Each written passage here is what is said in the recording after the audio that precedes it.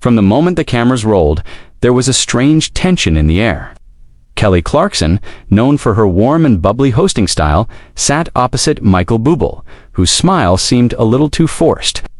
The episode had been promoted as a fun reunion between friends in the music industry, but backstage, whispers of a disagreement over a recent charity event had already begun circulating among the crew. Kelly greeted him warmly, but when she brought up the event and hinted at rumors that he had pulled out at the last minute, Michael's expression stiffened. "I don't appreciate the way the press twisted that," he said, his voice steady, but edged with irritation. The audience laughed nervously, unsure if this was part of the banter or something more real. Kelly tried to keep the tone light, but Michael's responses became increasingly sharp, as if every question carried an accusation. The air in the studio thickened, every chuckle from the crowd fading quicker than the last. Even the band, usually quick to fill awkward pauses with playful riffs, sat in uneasy silence, sensing something was brewing that was far from scripted. Kelly, realizing the energy had shifted, attempted to steer the conversation toward safer ground, asking about his upcoming tours. But instead of launching into a cheerful promotion, Michael leaned forward, his eyes narrowing slightly.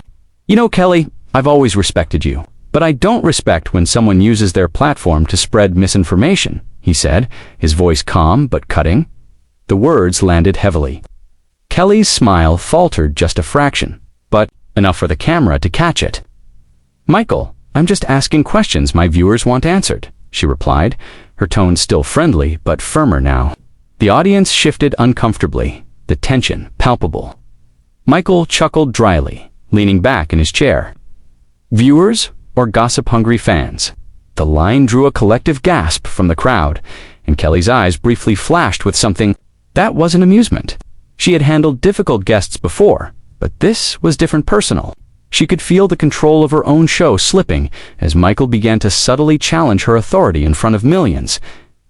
Determined not to let the situation spiral, Kelly attempted to pivot again, this time bringing up a lighthearted segment, where guests share funny backstage tour stories. "I'm sure you've got plenty, Michael," she said with a bright grin that didn't quite reach her eyes.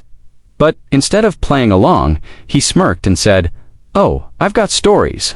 Some about friends who forget what friendship means once cameras are rolling." The audience let out an uneasy laugh, not sure how to interpret it.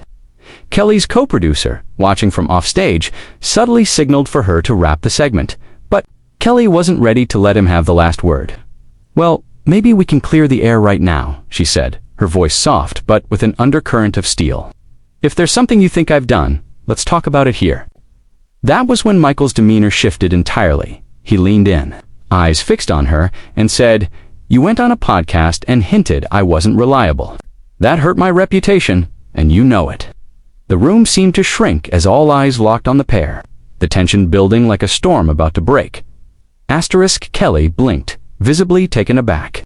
"I never said your name," she replied, her voice firm but quieter now, as though choosing her words with precision. Michael laughed, short, bitter, and humorless. "Come on, Kelly, you didn't have to. Everyone knew who you were talking about." The audience was dead silent now, leaning forward in their seats. Even the camera operators hesitated, unsure whether to zoom in or give them space. Kelly crossed her legs, leaning back as if to reclaim some control of the moment. "Michael, if I've hurt you, that was never my intention. But this is not how I expected this conversation to go," she said, glancing toward her crew. Michael shook his head slowly, his expression softening just slightly. "Maybe not, but sometimes the truth isn't comfortable." His words carried a finality, as though he had already decided how this interview would end. Kelly, feeling the weight of millions watching live, knew she had to tread carefully. One wrong word could turn this into the clip that would dominate entertainment headlines. For weeks, the producers signaled again for a commercial break, but Michael waved it off with a sharp gesture. "No, let's not hide this behind a break," he said. "If we're going to talk, let's talk now." The crowd murmured in surprise, some even clapping in awkward support. Kelly hesitated, then leaned forward, her voice firm but calm. "All right, you want the truth? I talked about that event because I care about the cause. People wanted to know why you didn't show up. Michael's jaw tightened. And instead of calling me, you speculated on air. You made it sound like I just didn't care. The room was silent enough to hear the hum of the stage lights. Kelly's voice softened, almost pleading now. Michael, you've been a friend for years. This wasn't supposed to be an attack, but Michael wasn't hearing it. Friends don't throw each other under the bus for ratings, he shot back, his words slicing through the air like a blade. A low murmur rippled through the audience, and the tension became almost unbearable. Asterisk by now, social media was already lighting up as viewers at home clipped and shared the heated exchange. Kelly's phone buzzed on the armrest during a brief pause, but she ignored it, keeping her focus on Michael. If you really believe I did this for ratings, she said slowly, then maybe we don't know each other as well as I thought. Michael exhaled heavily, leaning back in his chair, his eyes scanning the audience, as though deciding whether to continue. I came here thinking we'd patch things up, he said finally, but all I'm hearing is excuses. Kelly's lips pressed into a thin line. She could feel the walls closing in. Every second on live TV felt like an eternity when the conversation had turned this personal. She reached for her mug of tea, buying herself a moment, but Michael stood abruptly. The audience gasped. Maybe this was a mistake, he muttered, straightening his jacket. The camera instinctively followed his movement, and suddenly, the entire energy of the show shifted from confrontation to chaos. Kelly instinctively rose as well, trying to defuse the situation. Michael, wait please, sit down, she urged, her voice cracking just slightly. But he shook his head, glancing toward the exit. I'm not here to be ambushed, he said, his tone final.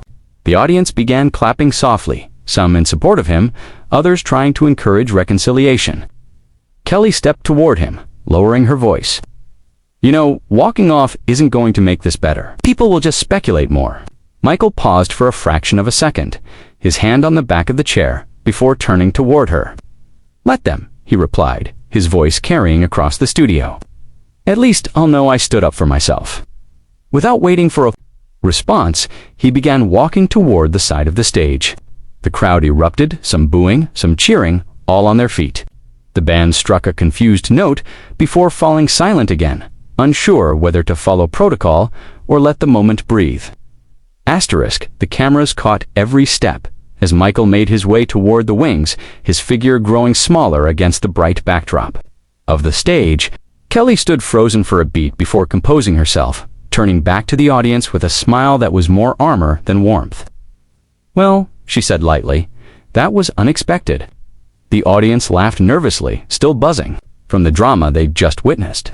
Backstage, Michael was met by producers trying to calm him down, but his mind was already made up.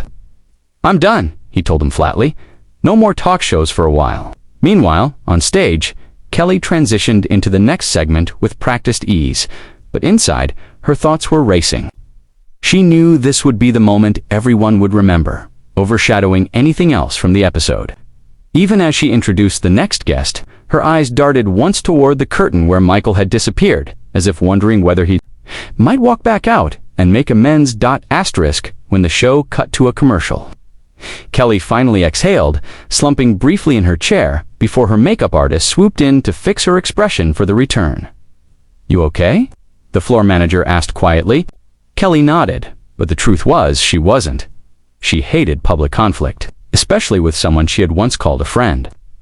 The crew buzzed around her, setting up for the next segment, but she kept glancing toward the stage entrance, hoping for a sign that Michael might return. Instead, a producer whispered in her ear, "He's already left the building." The weight of that hit her harder than she expected. She realized that no matter how the public perceived this, something personal had broken between them today. But she also knew the entertainment machine wouldn't care about the friendship by tomorrow. This would be on every headline, every trending page. Dissected by strangers who had no idea of the history between them. Sure, conversations swirl, reconciliation. But for now, the wound was too fresh. The moment had taken on a life of its own, and whether they liked it or not, there can turn from light-hearted banter to a viral spectacle that neither host nor guest can ever fully control.